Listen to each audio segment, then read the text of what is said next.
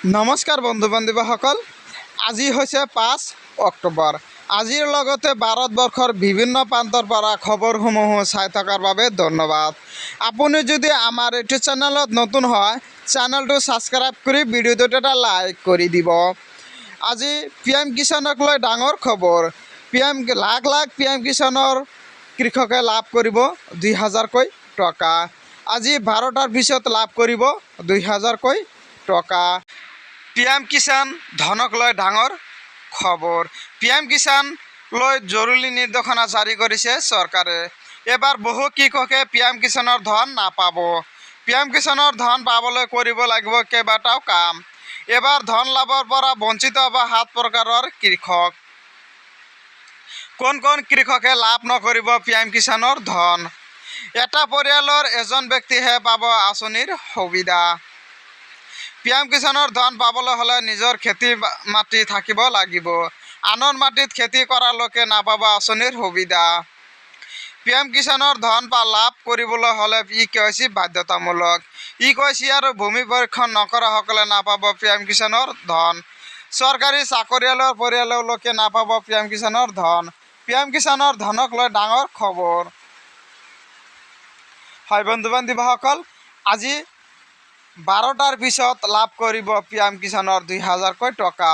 2000ৰ পৰিৱৰ্তে এতিয়া 4000কৈ টকা লাভ কৰিব লাখ লাখ কৃষকে। হয় বন্ধু বান্ধৱীসকল, লাখ লাখ কৃষকে 2000কৈ টকা লাভ কৰিব আজি 12টাৰ পিছত। পৰৱৰ্তী খবৰ, 50,000 টকালৈকে ঋণ ৰেহাই।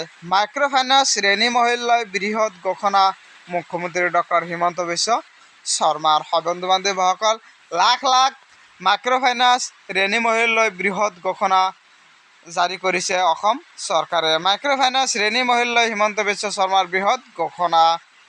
50,000 টকা ঋণ লোৱা মহিলাৰো ঋণ মাফ কৰিব চৰকাৰে। বেংকৰ ঋণ মাফ কৰিব মহিলাক দিয়া হ'ব NOC। কেবিনেটত বৃহৎ সিদ্ধান্ত লৈছে হিমন্ত বিশ্ব চৰকাৰে। ইতিমধ্যে 25,000 টকা পৰ্যন্ত ঋণ লোৱা মহিলাৰো ঋণ মাফ কৰিছে চৰকাৰে।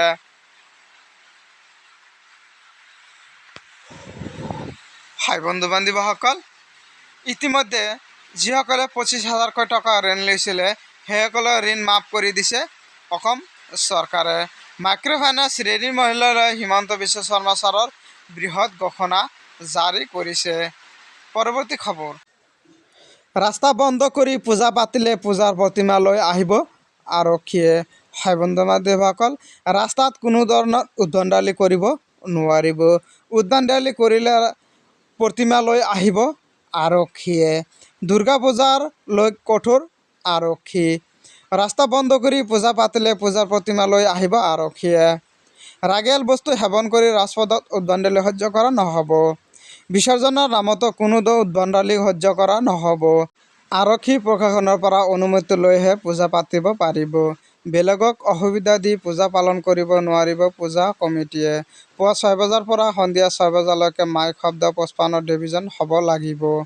সন্ধিয়া 6 বজাৰ পৰা নিশা 6 বজালৈকে 45 ডিভিজন হ'ব লাগিব। প্ৰদূষণ নিয়ন্ত্ৰণ বৰ্ডে সেৱা পৰীক্ষা কৰিব থাকিব। পূজা মণ্ডলত বৈদ্যুতিক বিজুলী হ'লে পূজা কমিটি দায়ী হ'ব। আৰক্ষীয়ে দিয়া পথেৰেহে বিসৰ্জন দিবলৈ যাব পাৰিব। দুৰ্গা পূজাত বিশেষ ব্যক্তিক নিয়ন্ত্ৰণ দিলে ওচৰৰ আৰক্ষীক আগতীয়াকৈ খবৰ দিব। গুৱাহাটী পূজা কমিটিৰ বিষয়ববীয়াৰ সৈতে মহানগৰ আৰক্ষীৰ বৈঠক। এইবাৰ কেইবাটাও নীতি নিয়মৰ মাজেৰে পূজা পালন কৰিব কমিটিয়ে। প্ৰথমে আমি অনুৰোধ কৰিম, তাৰ পিছত বুজাম, নুবুজিলে ব্যৱস্থা ল'ম। বিদ্যুৎ ব্যৱস্থাৰ ক্ষেত্ৰত AVDSৰ চাৰ্টিফিকেট লৈ কাম কৰিব লাগিব। প্ৰথম অনুৰোধ, তাৰ পিছত বুজাম আৰু নুবুজিলে আইনৰ আশ্ৰয় ল'ম। আমি কাকো গ্ৰেপ্তাৰ কৰি সুখী নহয়, কিন্তু উদ্ভণ্ডালি কৰিলে বাধ্য হ'ম।